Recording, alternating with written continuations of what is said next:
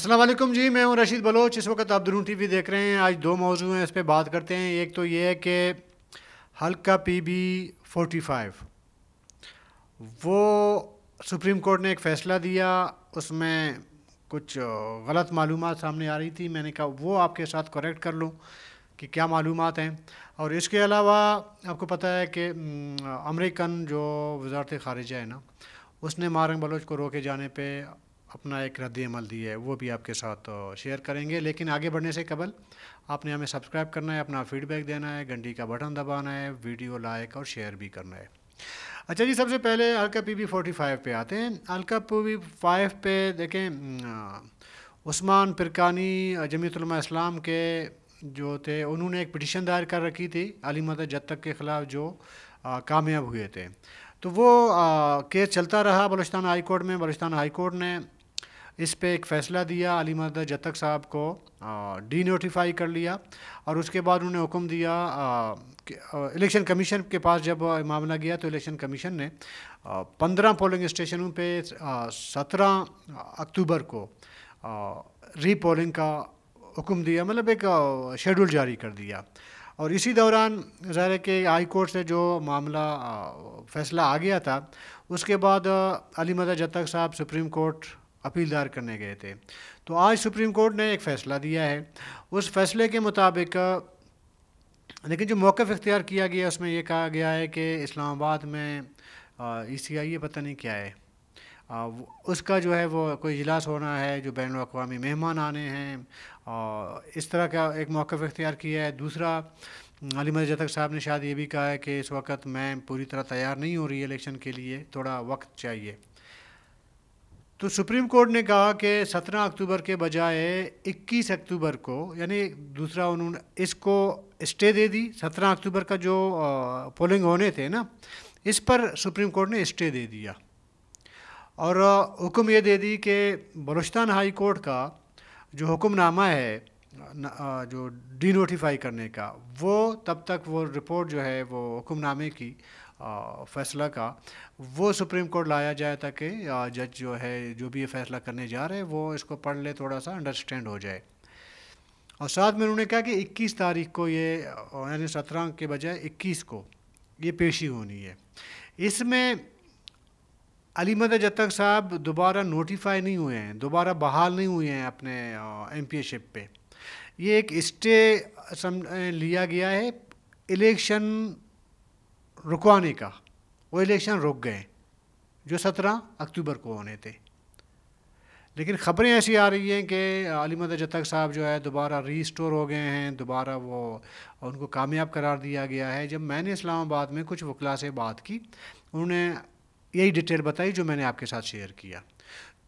تو 21 اکتوبر کے بعد ہو سکتا ہے فیصلہ آ جائے۔ 21 اکتوبر کو جب یہ پیشی ہوگی، ہو سکتا ہے اس میں فیصلہ آ جائے کہ علی مدد جتک صاحب دوبارہ ری اسٹور ہو رہے ہیں یا نہیں ہو رہے ہیں، یا دوبارہ ری پولنگ ہونا ہے۔ یہ فیصلہ بعد میں آنا ہے، اور ہو سکتا ہے کہ یہ فیصلہ جو ہے وہ 21 اکتوبر کو نہ آئے، کوئی اور آگے کی تاریخ تک چلا جائے۔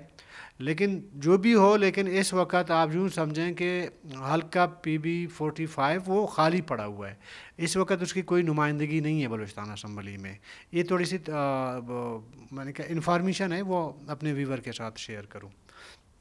دوسرے موضوع پہ آتے ہیں جی، سیگمنٹ پہ۔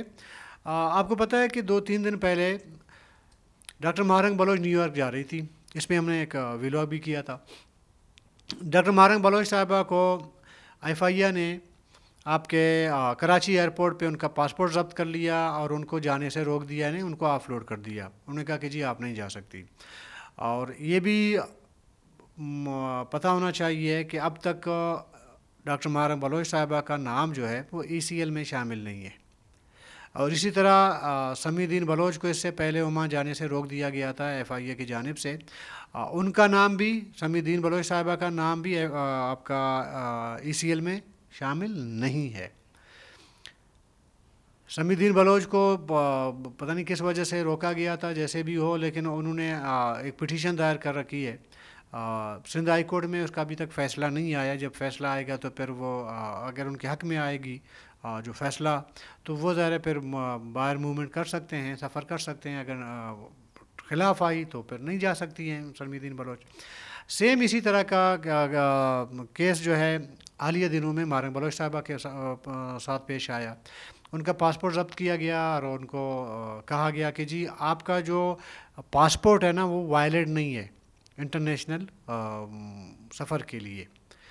تو اس پہ کوئی اور مارنگ بلوچ صاحبہ کا یہی موقف ہے کہ ان کو کوئی قانونی یا آئینی کوئی جواز نہیں تھا، انہوں نے بس ان کو روکنا تھا، کیونکہ مارنگ بلوچ صاحبہ کو ٹائم میگزین نے 172 افراد میں شخصیات میں شامل کر دیا ہے۔ ان کا ایک گالا ہوتا ہے، ایک پروگرام ہوتا ہے، جن لوگوں کا نام انہوں نے لسٹ میں شامل کی ہوتی ہے نا، ان کے لیے کوئی ایوارڈ وغیرہ کا پروگرام رکھتے ہیں اور جو مہمان ہیں ان کو ایوارڈ سے نوازا جاتا ہے۔ عمومی طور پر ایسا ہوتا ہے کہ کسی ملک کا کوئی، اور اس میں وہ بھی خاتون ہو، پھر اس کو اس طرح کوئی اعزاز حاصل ہو تو اس کو ایک ملک کے لیے تو فخر کا ایک باعث بنتا ہے کہ یار ایک ملک سے ایک خاتون، وہ ایک 100 لوگوں دنیا میں 100 لوگوں کی بااثر شخصیات میں شامل ہونا ایک اعزاز کی بات ہوتی ہے۔ یہ صرف ایک شخصیت کی نہیں، جس قوم سے وہ تعلق رکھتی ہے، اس قوم سے یا جس ملک سے ان کا تعلق ہے، وہ اس ملک کا بھی اعزاز اس کو تسلیم کرنا چاہیے۔ لیکن ابھی کیا کہا جا سکتا ہے، ان کو جانے نہیں دیا گیا۔ اس سے بہرحال پاکستان کا جو امیج ہے نا وہ بہتر دنیا کے سامنے نہیں گیا ہے، کوئی مانے یا نہ مانے۔ جو لوگ روک رہے ہیں شاید ان کی نظر میں یہ کارنامہ اچھا ہو، لیکن جنرلی دنیا میں دیکھیں اس کا میرے خیال میں اچھا میسیج نہیں گیا، پازیٹیو میسیج نہیں گیا۔ تو اسی سلسلے میں آج امریکہ کے محکمہ خارجہ کے ترجمان نے اپنا ایک رد عمل دیا ہے، اور وہ چھوٹی سی خبر ہے وہ میں شیئر کروں گا اس کو، کیونکہ آگے پیچھے نہ ہونا۔ امریکی محکمہ خارجہ کے ترجمان نے ایک بیان میں ٹائم میگزین کو بتایا کہ واشنگٹن ڈاکٹر مارنگ بلوچ کے کیس کی قریبی نگرانی کر رہا ہے، ٹھیک ہے، اور اس حوالے سے حکومت پاکستان کے ساتھ اپنے تحفظات کا اظہار بھی کیا ہے۔ انہوں نے کہا کہ امریکہ دنیا بھر میں جمہوریت اور انسانی حقوق کے محافظوں کے ساتھ کھڑی ہے۔ ہم حکومت پاکستان سے انسانی حقوق اور بنیادی آزادیوں بشمول نقل و حرکت کی آزادی کا احترام کرنے کا مطالبہ کرتے ہیں۔ یعنی کہ وزارت خارجہ کہہ رہا ہے کہ ہم نے اپنے تحفظات کا جو اظہار ہے وہ پاکستان کے آفیشلز کے ساتھ بھی کیا ہے، اور اس معاملے کو ہم بڑا قریبی دیکھ رہے ہیں کہ کیوں روکا گیا، وجہ کیا بنی وغیرہ۔ قریبی کا مطلب یہی ہوتا ہے نا۔ ابھی ظاہر ہے کہ امریکن جو وزارت خارجہ کا جو بیان ہوتا ہے نا، وہ پوری دنیا میں ٹی وی چینل، بڑے بڑے ٹی وی چینلز پہ، بڑے بڑے نیوز پیپر جو ہیں، میگزین ہیں پڑھے جانے والے، اس میں ہائی لائٹ ہوتا ہے، اس کا جو ہے وہ ہیڈ لائن پہ ان کی خبریں چل رہی ہوتی ہیں۔ تو ظاہر ہے کہ یہ خبر بھی دنیا بھر میں پھیل گئی ہے امریکی وزارت خارجہ کے اس رد عمل کے بعد۔ ہم ایک بات ہمیشہ ایک بڑی ہمدردی سے کہتے ہیں کہ پرامن موومنٹ کو ظاہر ہے کہ بلوچستان حکومت کے اندر بہت سارے ایسے شاید لوگ موجود ہیں، وہ سمجھتے ہیں کہ جی ہمارے لیے تھریٹ بن سکتا ہے یہ موومنٹ، لیکن دنیا میں پرامن موومنٹ پر پابندی یا اس طرح جو روکا جانا، اس کو اچھی نظر سے نہیں دیکھا جاتا، اور وہ جو آپ ایک اپنا امیج بلڈ کر رہے ہوتے ہیں نا، وہ امیج بلڈ نہیں ہوگا، وہ کولیپس کرے گا۔ اور حالیہ دنوں میں پھر ہوا ایسا، جیسے کہ امریکی وزارت خارجہ کا آیا، میں نے سنا ہے کہ انسانی حقوق کا کسی کا بھی آیا تھا اس بارے میں کوئی رد عمل۔ تو کچھ نہیں ہونا تھا، کوئی آسمان نہیں گرنا تھا، کوئی زمین نہیں پھٹنی تھی، کوئی قیامت نہیں آنا تھا۔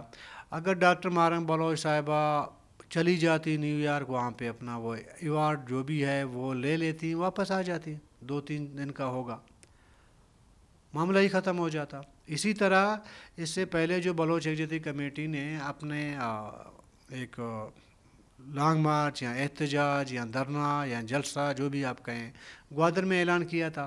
حکومت نے بلوچستان حکومت نے اس کو روکنے کی کوشش کی. ایک دن کا جلسہ جو ایک دن میں ہونا تھا وہ تقریباً 12 دن چلا. پھر بلوچستان حکومت کو جا کے مارنگ بلوچ سے اور بی او آئی سی کی لیڈرشپ سے معاہدہ کرنا پڑا.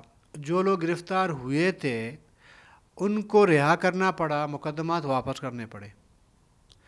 کچھ لوگ جو اس واقعات میں مارے گئے نوجوان وغیرہ ظاہر کہ ان کا تو بے گناہ مارے گئے, ان کا کوئی حساب کتاب نہیں ہے.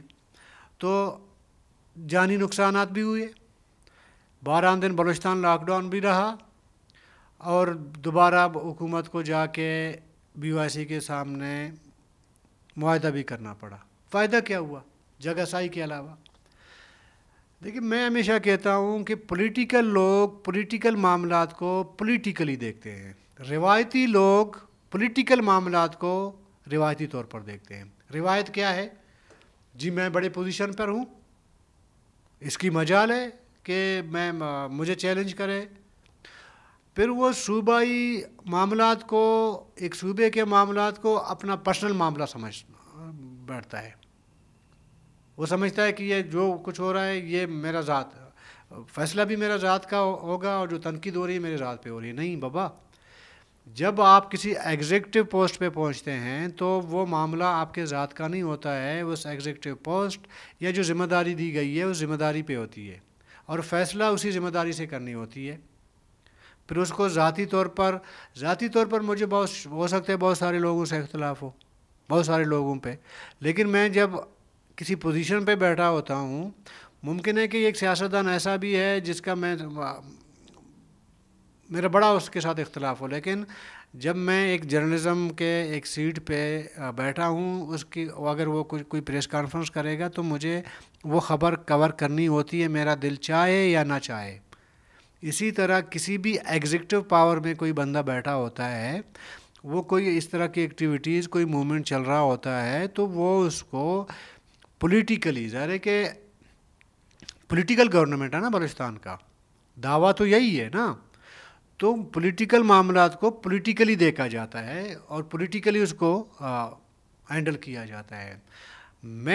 میں نہیں چھوڑوں گا, کسی کی مجال ہے جو ایسا کرے, اگر کرے گا تو ہم دیکھ لیتے ہیں. یہ ماضی کا ریکارڈ ہے نا, ماضی کا ریکارڈ ہم نے دیکھا بلوچستان اسمبلی کے اندر باہر, مطلب وہ ایک ہوتا ہے نا کہ جذباتی تقریر کر لیا جی نہیں چھوڑیں گے بالکل, مسل دکھانا.